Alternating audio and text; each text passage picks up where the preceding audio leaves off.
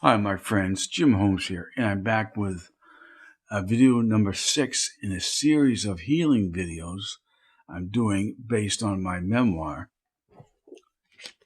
Pen Paper Prayer, A True Story of Death and Life. I encourage you to visit my website, jamespholmes.com, where you can view all my videos as well as review the other books that I've written. In video number 5, I talked about what it was like to come back to life and how much I didn't want to be here. It's much easier to be dead.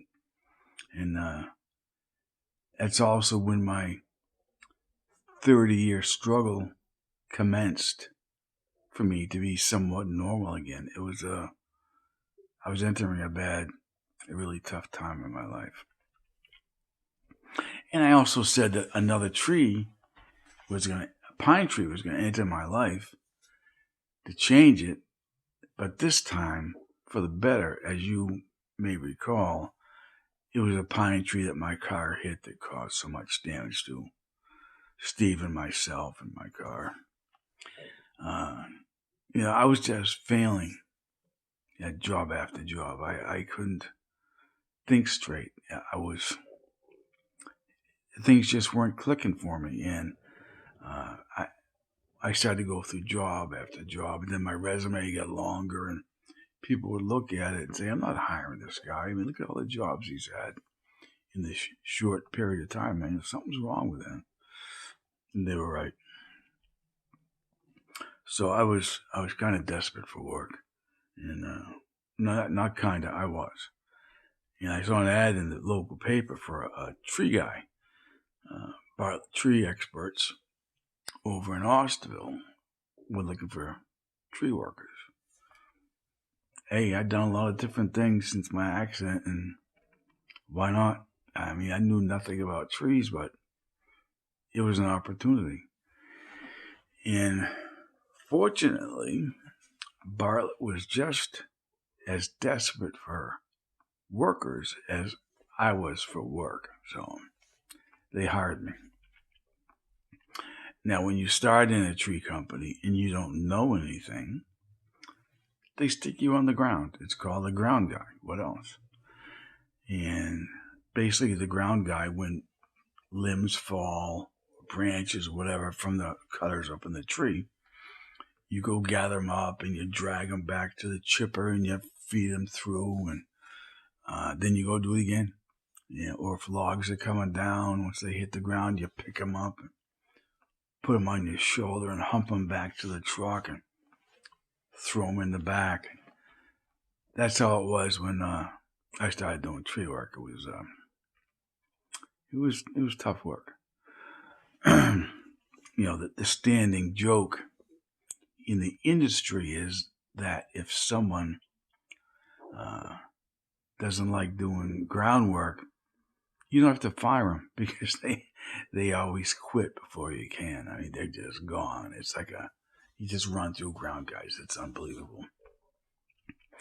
But me, I loved it. I dragged brush and I humped logs until my legs ached and my back hurt, and I caught poison ivy all over the place. And I found out the hard way I was allergic to bee stings. I mean, really allergic. I went into anaphylactic shock in the hospital once, and I had all kinds of problems. But I kept going because I decided that I would rather die on the job, busting my ass, than running scared from seizures for the rest of my life. I was all done with that. So I dared my body and mind to let me down again. And to this day, they haven't. It's been fantastic. But being a hard worker, I showed potential for going up the rungs of the ladder in a tree company. And what Bartlett really needed was tree climbers, guys to get up there and hang from a rope with a chainsaw and prune and cut down or whatever they had to do. And so they told me they were going to teach me how to climb trees. And I'm like, yeah, sure, whatever. But in the back of my mind, I was like, oh my God, me up there with a saw? I don't know. I doubt it. Anyways, I had to practice what's called the Blake hitch. It's a friction hitch that a climber uses to advance his line up into the tree. And as you advance the line, you kind of go with it without getting really into how it all works. So the day finally came when they were going to get me up in a tree. And the foreman of the tree crew, he even set my line up into the tree. It was only like a 30-foot pine tree on a beautiful estate down in Chatham. The tree was no big deal. I mean, 30 feet, it's nothing. And once he got the the climbing line back down, one end goes up and through the crotch and then back down, where you clip it into your climbing belt. Then you tie your Blake hitch onto the other end of the line. I know it's kind of, I'm probably not explaining it well, but that's how you do it. And I couldn't tie the knot. I'd been practicing, but no, it was like limp spaghetti. I was just a mess. So the foreman comes over and says, "Here, Joey." He called all the rookie tree climbers Joey. "I'm going to talk you through it. Let's do this together," which we did. And I tied the Blake and I got it tight. And I started to tighten up my climbing line. And when you do that, your feet come up off the ground and they end up on the tree. And you just enter a whole new world. It's really crazy. But I was petrified at first, but over time I learned to love it. It was just, I love climbing trees. Anyways, the whole point of this exercise was for me to get up into the pine tree, up to where the Bobby set my line, put my buck strap around the tree, undo the Blake hitch, and redo it through another crotch, and then come back down. That's the real test, because you're up there by yourself. No one's going to help you retie that Blake hitch. You're on your own. So I untied it. I got it out, put it through another crotch, and I was like, I'd already talked myself out of it. I knew I couldn't tie the knot. And so sure enough, I couldn't tie it. I was like, again, it was just like limp spaghetti. I couldn't do anything with it. And so I said, "Bobby, this is it. I can't tie it. I give up." And that had been a pattern of my life ever since the accident, was just giving up. And that's a pathetic way to live, rather than buckling down and really trying to get things done. I found it was easier to give up, and I'd done it for a long time. And thank God for Bobby Oliver, because he said, "No, we're going to tie that knot together. What do you want me to do? Get the fire department out here? Get you out of the tree? Because then your tree climbing, your tree days are over." And so I'm like, yeah, okay. And sure enough, he talked to me calmly and slowly until I tied some sort of a semblance of a Blake hitch. I knew it wasn't right, but it worked. It would tighten up, and I came down and get out of the tree. And of course, my forearms were all scratched and bloody because I'd been hanging on to the tree, because I was scared out of my mind. I thought for sure I was going to fall out of that damn tree. But I didn't. And, as soon as my boots hit the ground, my life changed. And it wasn't like that all of a sudden, but it was the beginning of a huge change in my life. I would continue at Bartlett and eventually become a really good tree climber. I was hanging over glass greenhouses, pruning and cutting stuff, and nothing got broken or taken down big 80-foot white pine trees, which is big for Cape Cod. And I was damn proud of myself.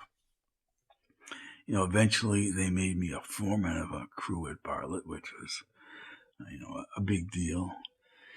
And from there, I moved on and started my own tree company. Cape Cod Tree Experts LLC, and that went on for years, and it was good. My two sons work with me, and we butted heads a lot, but that's family. And tree work was really good to me. It gave me a whole sense of self-worth again, which is fantastic. And no matter how much I gained in success in business, I hated my new life. I still hated it because I always saw myself as just a brain damaged idiot. I mean, there's my scar, and here's my plate, and I was constantly trying to catch up to the success of my peers. People I'd gone to high school with were successful and doing really well, and it was a race I couldn't compete in, and I looked down on myself for that. And there was only one person only one person that ever helped me with this feeling I had of being deficient in this world. And she and I became good friends, and I was telling her about my accident one day and how I felt, and she just looked at me, and she took my face in her hands and said, "Jim Holmes, you're one of the smartest people that I know. I mean, look at what you've done in your life. You've survived a car accident that would have killed a lesser person. You've been an accomplished climber. You've worked for a big tree company, and you've had your own." At that point, I'd sold my company, and you're writing a book. I don't know anybody else like you. You've got a lot going on. At that time, my book was only a manuscript, and I'm showing you this again because look at all the curly hair. What happened? So then she looked deep into my eyes and said, "And most of all, Jim Holmes, I love you." And that gap inside of me started to close. I'll never forget that day or what she said to me. And the reason I'm telling you that is this is something that we can all do for one another. It's that, this poor woman, she was abused as a child, heavy into drugs at that time. I think she still is, I don't know. And she didn't have a lot to give, but she gave so much to me. I'll always be indebted to her. But again, I told you this because this is the kind of thing we can do for each other, for someone you care about or just, it's number one, it's that human touch. It doesn't have to be the hands on the face. It can just be a hand on the shoulder. It can be, Bobby Jones. Let me tell you something, man.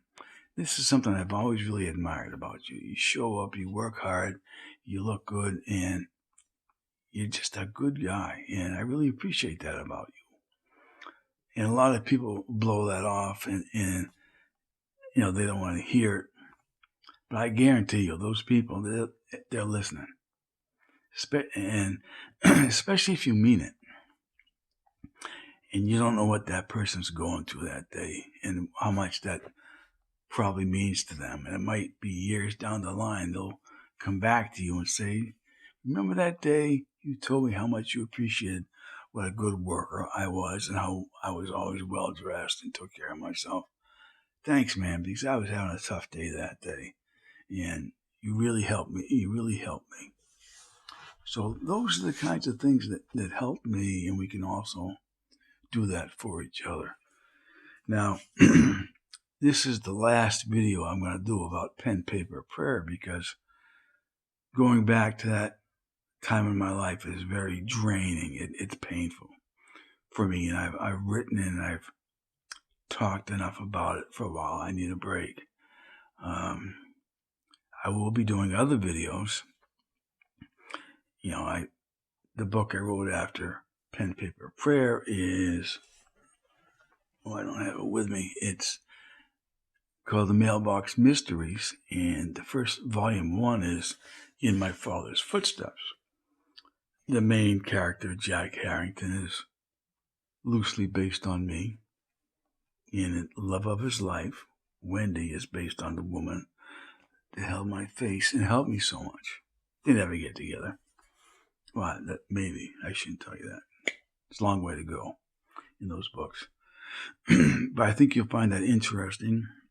And come this fall, I'll talk about my Christmas stories. And everything has a meaning. I write for a purpose. It's to help people. And I hope that I can accomplish that through my writing. And that's going to be it for now. So I really appreciate you watching my videos. And love truly is the answer. We'll see you soon. Thanks. Bye.